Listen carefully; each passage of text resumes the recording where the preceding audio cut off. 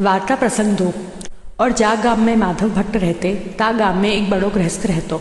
सो वाको एक बेटा हतो, सो मरी गयो।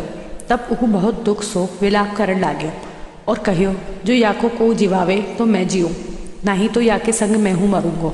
या प्रकार कहे गिरी गिरी पड़े, धरती पर लोटे। सो एक वैष्णव और आय निकलियो। उहु गृहस्थ की दशा देखी कि कहो, जो गाम में माधव भट्ट सारीखे भगवदीय हैं, तहाँ ऐसो दुख क्यों हुई। सो यह बात वह गृहस्थ सुनी के माधव भट्ट पास दौड़ियो आयो, दंडोत करी के बहुत विलाप करन लाग्यो और कहियो, तुम बड़े महापुरुष हो, मेरो बेटा मरी गयो है, सो ताको जीवाय दो, नहीं तो मैं हूँ वाके संग मरूंगो। या प्रकार बहुत दुखी देखी के माधव भट्ट को दया आई। सो माधव भट्ट एक श्लोक करी के श्री ठाकुर के आगे धरियो।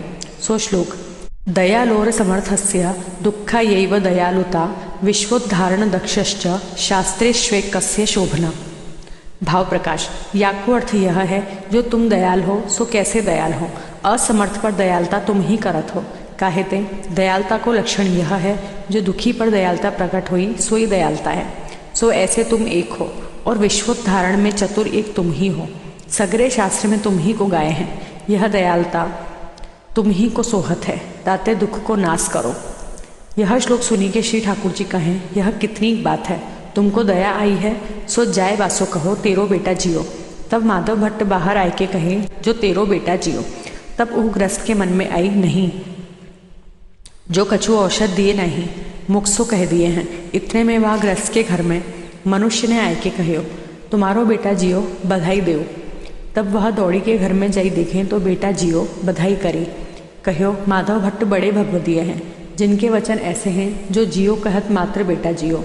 पाछे रात्रि को माधव भट्ट अपने मन में विचार किए, जो यह कार्य में बहुत अनुचित कियो। संसार में अनेक दुखी सुखी लोग हैं, ताते अब या गाम में रहीवे को धर्म नहीं है। सो अर्धरात्रि समय श्री ठाकुर जी को संपुट में पधराए के चले। सो अड़ेल में श्री आचार्य जी के पास आए रहे, ताते वैष्णव को दयाहु विचारी के करनो। लौकिक में महात्म्य प्रकट करे ते गाम छोड़े तो धर्म रहो, नहीं तो पाछे बहुत दुख हो। तो ताते लौकिक की नहीं रहे तो धर्म रहे। श्री ठाकुर जी को दुख न हुई, वैष्णव को हो दुख न हुई। माधव भट्ट सर्व सामर्थ्यवान हते, परंतु तो भाजनो पड़्यो, ताते वैष्णव को विचारी के काम करना।